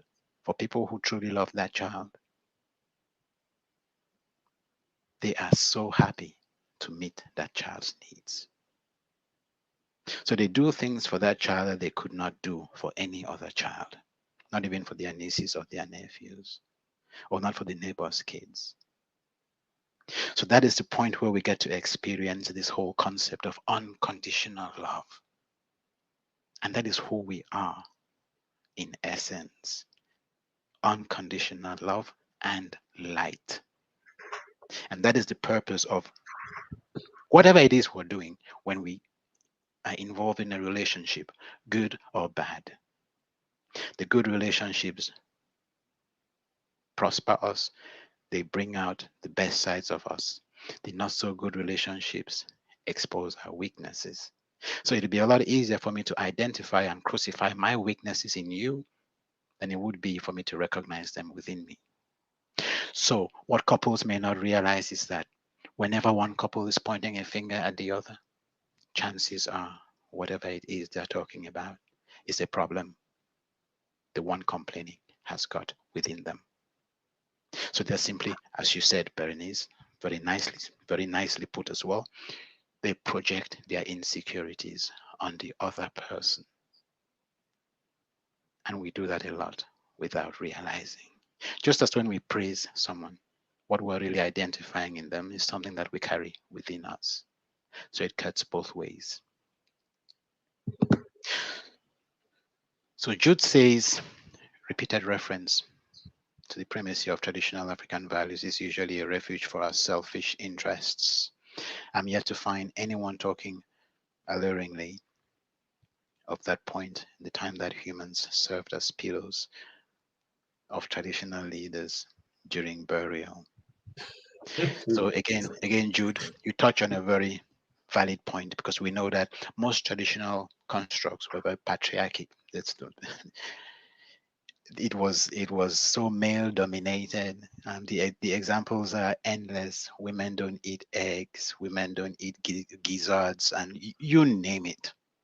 So all the good things were reserved for the man or for the men, and so it was skewed and biased against and to the detriment of the woman. And so I can see how people can get very uncomfortable when some of these perks are being pulled from underneath their legs. It's almost like you're ripping the carpet from under their from underneath them, and it can be very uncomfortable. It's because if we come back to the concept and the construct of love for what it is and what it represents, which is me doing the very best that I can to promote and to project you, even at my own expense, if that's what it takes. If we subscribe to that definition of love, then we will not need any of these. We will not need a leader. We will not need any head. We will not need a tail. We will not need these roles and responsibilities, because two people are looking out for each other. So the only time we need roles, rules, regulations, mores, and ethos is when we are under the law, which simply means we are immature.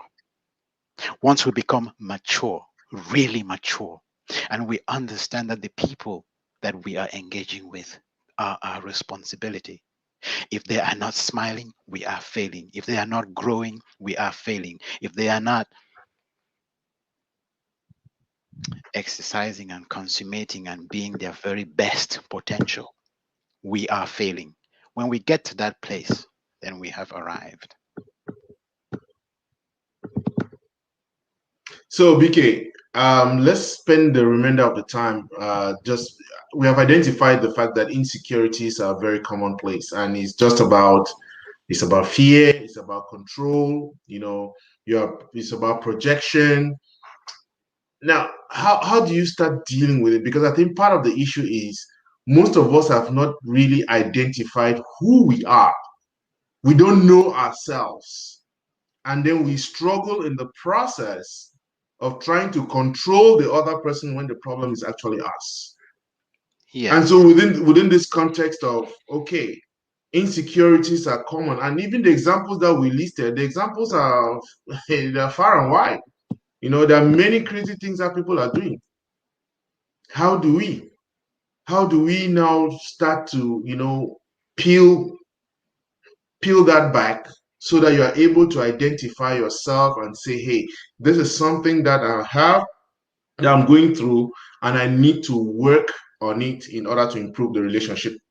Because I think by and large, it's something that we talked about earlier on, that the problem is how we deal with our vulnerabilities determines whether these vulnerabilities become insecurities. Because now, if the other person now realizes that this is somebody, I mean, as an aside,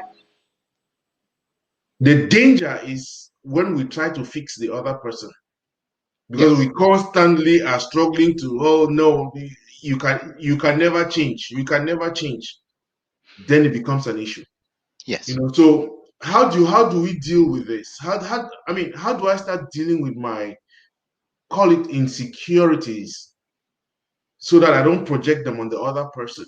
I can now handle them, harness my strengths in order to work on this relationship. So the truth, Lambert, is at all times we know when what we're doing is hiding. We always know when we're hiding. Let's go back to the relationship. The mistake most people make is they think they are ready. They think they got married because they were ready for marriage. People don't realize that um, marriage is no different from going to uni, for instance. You go through uni, it's not because you have anything to offer, it's because you want to learn. And even after you graduate, you still know absolutely nothing. In fact, it's after you graduate that you start. Marriage is similar. When you get married, it's almost like you're given a certificate, right? That certificate simply says you're ready to start this journey. It doesn't say you're accomplished. But most people get the certificate and they think, okay, I'm a husband now. I am a wife, which means I should know it all. I should have all the answers. If we can go back and realize that marriage simply means this is the person I'm going to be vulnerable with. So the first question you want to ask yourself, am I being vulnerable with this person? Am I correcting this person because they're doing something wrong, or am I correcting them because I want to control them?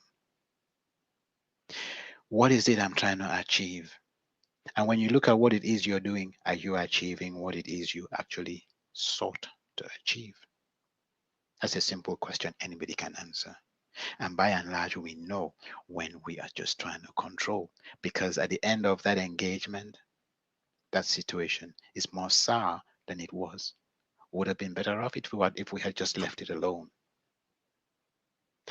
So it's about that self introspection where we look at ourselves. Okay, I don't like what is happening. How did I contribute to this whole thing?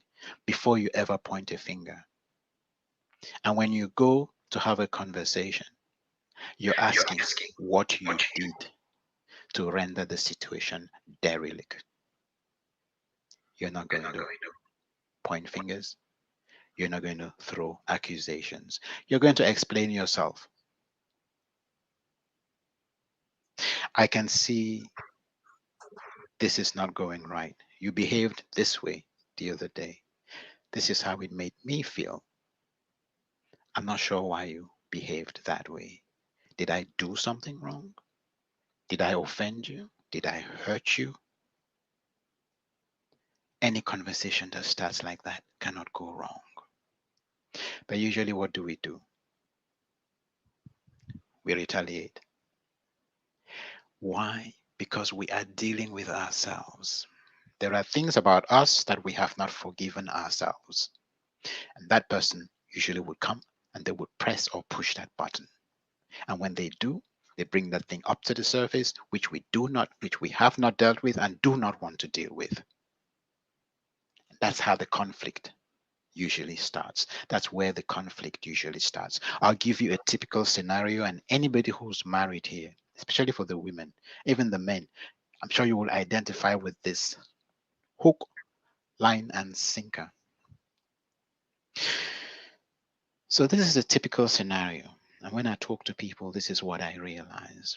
In 90, almost 100% of all the cases that I deal with, you have this man who gets married to this woman, and obviously she is a rose from a distance. You want it, you want to have it. Don't forget, roses come with thorns. She's sweet, she's calm, collected, composed. She's got her head screwed on. She knows where she's going. She's smart, intelligent. She's got style. She's got presence. What we men, and I want to remind our audience, is that our focus is on men. Women have their weaknesses. We don't talk about their weaknesses. We'll let them sort their weaknesses. The only time we talk about women is when we're hailing them, when we're praising them, when we're encouraging them to be strong partners. So I have seen this girl and she's just amazing. And so she comes into my life. What I forget that behind this amazing creature, behind this diamond, is a lot of character. No, she didn't turn out that way by accident. It's because she had certain values, mores, ethos. She was a person in her own making and a person in her right. She is self made. So now I start engaging with her. See, because I met this soft, rosy side of her. So engagement and interactions were great. Then now she's home. I've married her. And I notice that soft side is beginning to fade because all of her other sides are coming to the fore. The real who she is, all the values that she imbibes, the things that make and define her, which include her ability to challenge me when I'm wrong. See, she didn't get to the place where she is today by saying yes sir to everybody. So when she starts challenging me, I notice a difference. The question is, am I used to being challenged? And what do I make of that challenge? Do I see it as someone trying to help me grow? Do I see it as someone making sure that I'm on top of my game at all times? Do I see it as someone with my best interest at heart who don't want me to go out there and make these stupid mistakes and become the laughing stock? That is the mature way of looking at things. In which case, I would engage in a conversation. I'd see it as an opportunity to exchange energies and build synergy because this is the one person I decided I was going to be naked with. Hey, if I can be naked with this person in the bedroom, I might as well be naked as far as my soul is concerned. They have seen me in my most base carnal form. If I can't be vulnerable with them in my soul, at the level of my soul, then what am I doing with them? So she challenges me. I see it as disrespect and I start retaliating. All of a sudden, and I'm sure for you, the women, you would pretty much you would connect slowly but surely. The things you used to do and I used to applaud, laud, and praise, I start finding faults with. But of course, as a wife, you know that when you correct, because you, the spouse, when you correct me, it is in a bid to improve me and to make me a better person. So you assume that I'm correcting you because I've genuinely, truly seen something which is not right. So you take it at face value. Blind love. Your focus is to build a home, to have a family, and that's all that you're really thinking about. Whereas my focus is I want to be in control. I want to call the shots. I want to be able to flex muscle, let everybody know that I am the authority around here. I am boss. I go to work and people tell me what to do all day. I can't come to home and be told what to do as well. So what do? I start retaliating.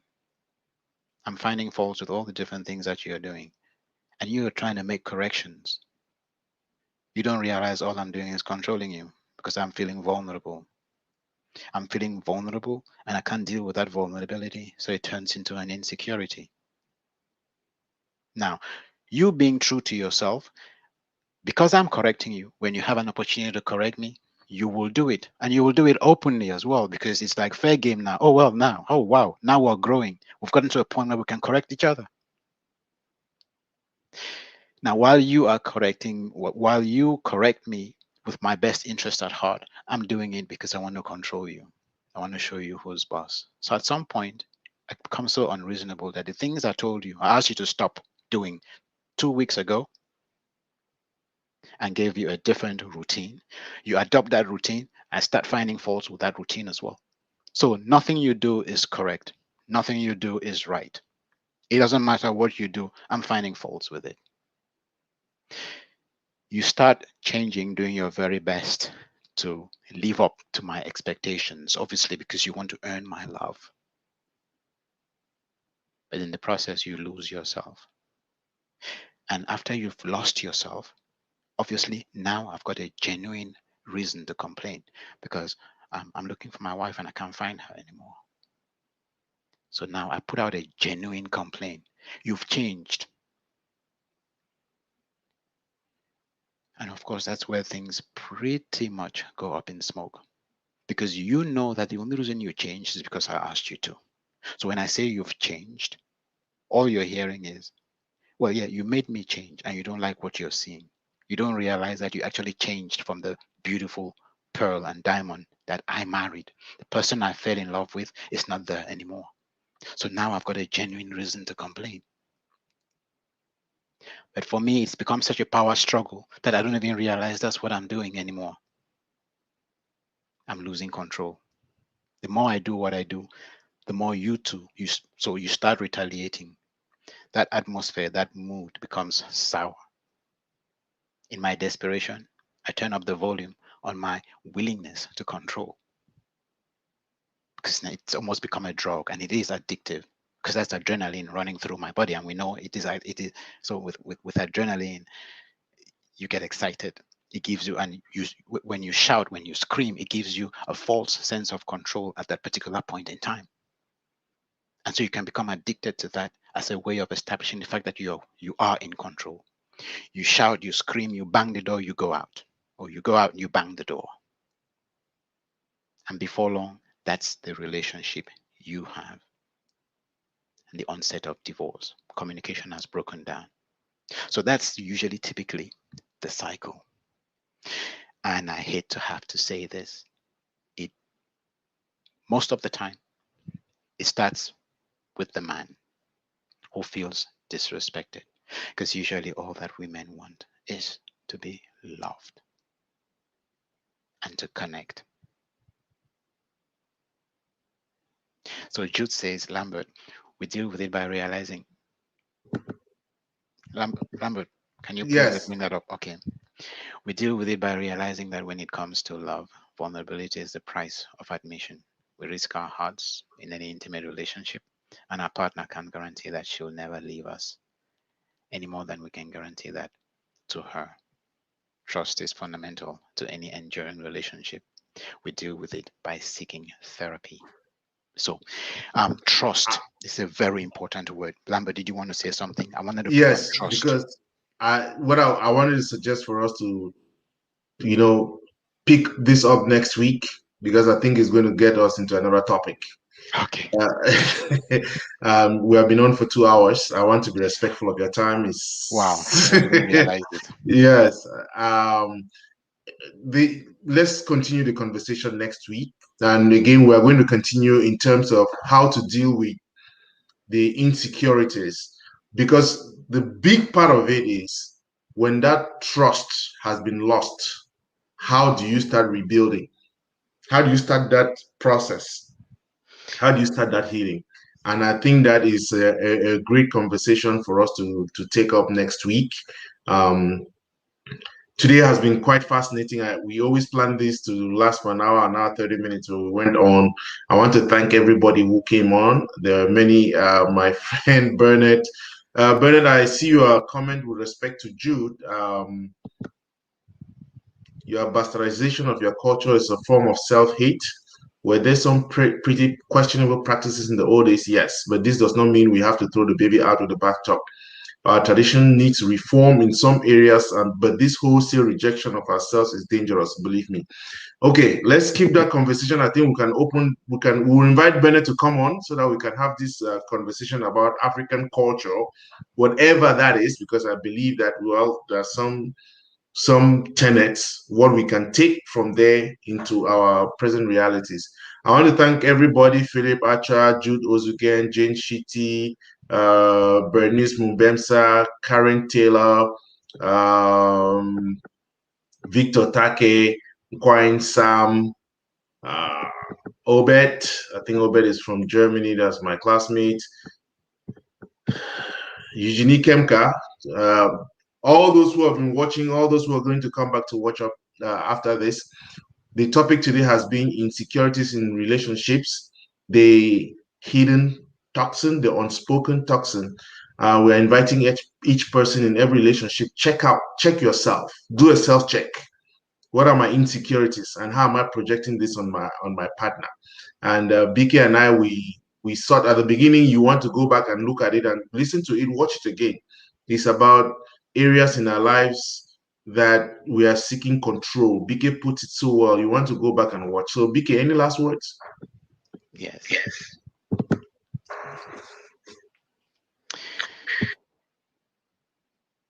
So what I'd like to end with is to say a lot of the time we think we disagree, when by and large we're all looking for the same thing. We disagree on, I don't want to say we major on the minor and the irrelevant things. We tend to hang on to what we know, and it's so hard to let go of what we know because there is emotion attached to it. We've talked about the think, the feel, and the act cycle. Memory is most potent when it is accompanied by emotion. See, it freezes. You have these clusters of neurons that fire together, that wire together and fire together, and that is what is burnt as memory. So when I say 9/11, for those of us who are out here, I'm sure everybody knows where they were. It was burned into the fabric of your memory. You've got a particular relationship with that day. Tradition is no different. And Bernard, this goes particularly to you, my brother. I don't think Jude was bastardizing the culture. I just thought I should make that clear. But of course, you heard it that way because of your allegiances to tradition and to culture, something I hold and prize, I hold in very high esteem as well. So when we are emotional about something, it's just like your child. If somebody says something about your child, even if it is right and they're being corrected, the very first thing is we get defensive. And these are some of the things we want to be able to let go of, come together, have a conversation, exactly like you said, Bernard. Look at the things that work, look at the things that don't work. Define relationships based on where we're trying to go, where two people aspire to get to, and then we can build all the other constructs around that, ensuring that all parties are protected within that construct. And I believe that if we can do that, we will revolutionize the whole concept of relationships, whether it is here out west or it is back home.